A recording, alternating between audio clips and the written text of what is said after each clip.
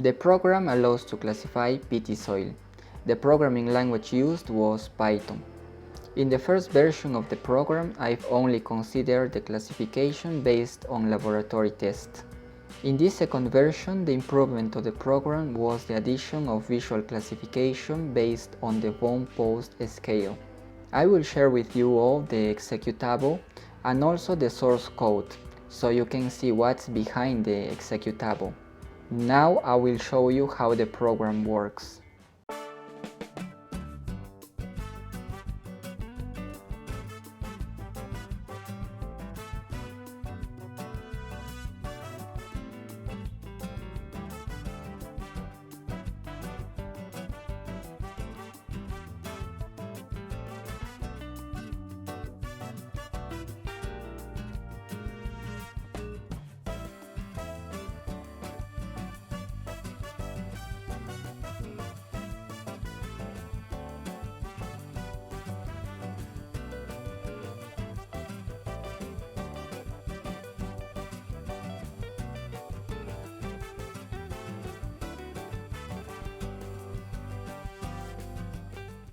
The program is being developed under the guidance of Dr. Joven from the University of Malaysia.